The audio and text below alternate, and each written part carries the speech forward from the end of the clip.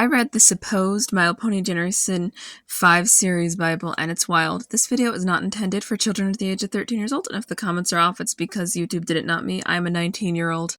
Welcome back to my channel. This is Daisy Spines.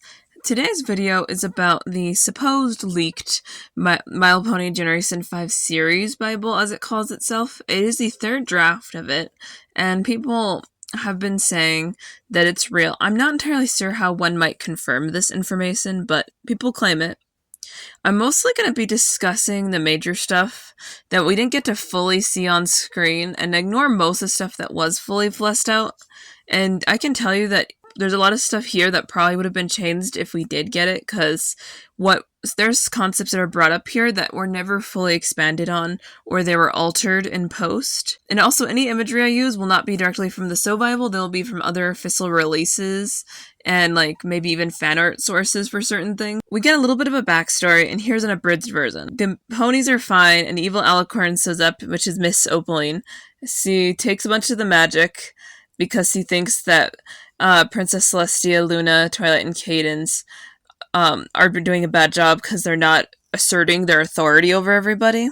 Here's a quote I'm going to pick out specifically. Why were her Alicorn sisters deciding to spend their time hurting these weak little insequential Pegasi, Unicorn, and Earth ponies? End quote. So the use of the word sister here I think is important later on.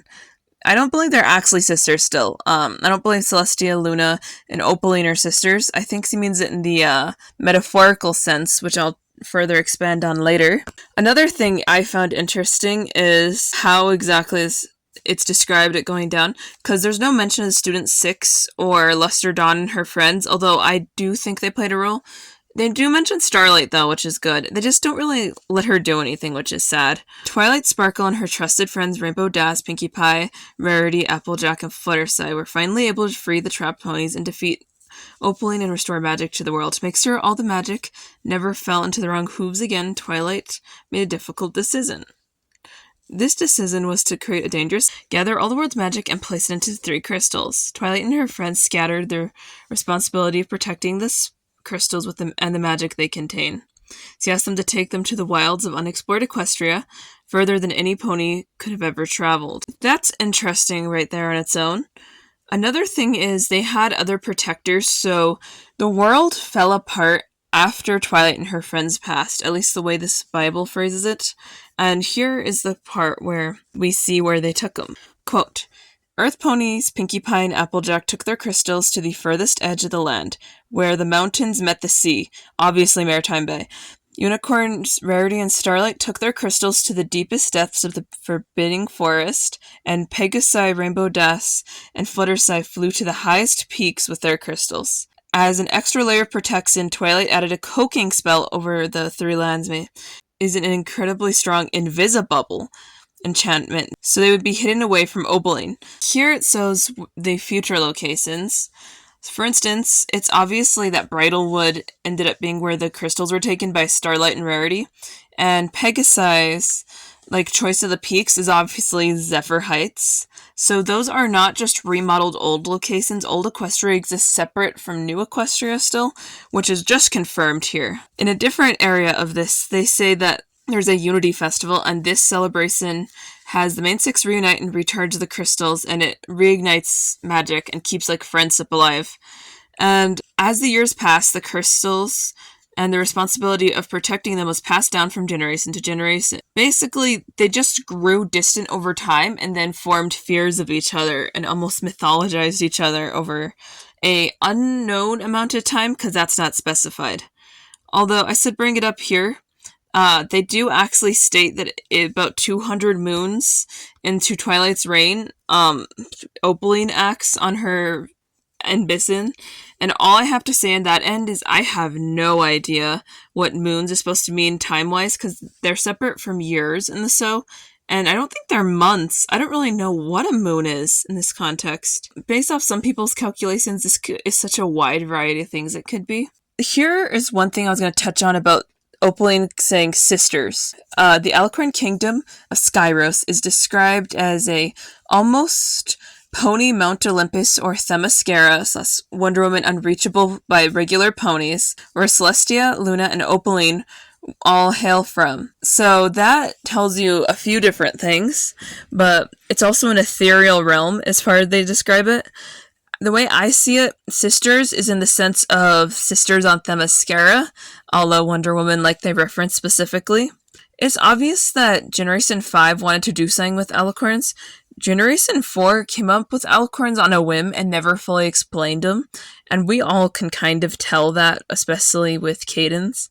It wasn't necessarily that they were fully special, they just realized they sold well after Celestia and Luna became a thing. This also points out old Equestria. They did initially plan on exploring the locations like Canterlot and the Castle of Friendship, Ponyville, etc. From the past, and it would help them with modern mysteries. They didn't explore these on the screen, but they did explore some of these in the comics, not fully on the screen. I should say that we do see Cloudsdale a little bit on screen, and that's kind of morbid. They had plans for a Make Your Mark Season 2 and 3, and they were going to focus on other realms. They were going to zoom out, so to speak, and show more stories that take place in other places, like Bridalwood and Zephyr Heights, and then eventually broaden the entire thing by showing them other universes, as they call them. Countless exciting new characters were planned to be added, and some of the ideas they had are these ones. Frozen North, Aurora Ponies, Starry, Celestial, like mains, and very ethereal were their description. And these are clearly Aurora Corns like the concept of an Aurora Corn right here. And this is what I mean, like they obviously changed this if this Bible is real. And then the island ponies, this one was also changed. So the islands were changed from the home of the sea ponies and tropical ponies. They're kind of just living a random lake, I guess, now. But neon ponies / brightly colored bioluminescent ponies would have been really interesting to see specifically because we didn't see those. We just saw sea ponies, which were, I don't know if they're still hippogriff sea ponies or not. I'm gonna say yes, but I'm not certain in Gen 5. Exploring the Darklands, which is supposed to be where the Bat Ponies hail from, a goth, spooky appearance pony, basically. I love the vibe of it conceptually. And then they were also going to bring back Flutter Gru, which would be the home of the Flutter Ponies based on the original Generation 1 toys. That's all they put, by the way. That is the full extent of what they were describing right there. Let's circle back to Opaline for a minute. There's some stuff with her that I find interesting. We get more development of the mystery of the Kingdom of Skyros here. And basically, the Alicorn Kingdom of Skyros was training at least a few of its members to be leaders and interfere in normal ponies' development.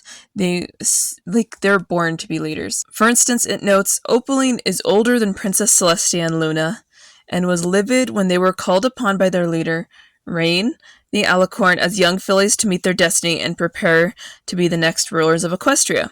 I've heard two different definitions of the Alicorn leader's name, and I'm not even sure I'm reading it right because I'm not good at reading things like that, but there's a lot of things that can be gathered there. Like, it either means purist or something else. Do what you will with that. Also, it says that the fillies were born in Skyros, Celestia, Luna, and Opaline, and this does not retcon Star Swirl the Beard being their teacher or anything. They just had him as their teacher when they were a little bit older, I guess. Not as, like, literal babies. They're just, they're in their teens, or the equivalent thereof, because I'm not sure they aged the same.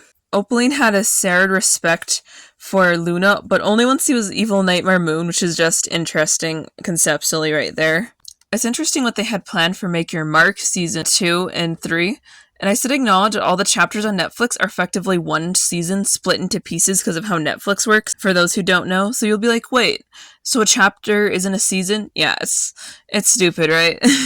Anyway, if you enjoyed this video, consider commenting, and subscribing. And trust me, I didn't cover everything here, but some of it will be more appropriate to cover when I get to the movie for this generation, which is probably some point next year. God only knows. Bye!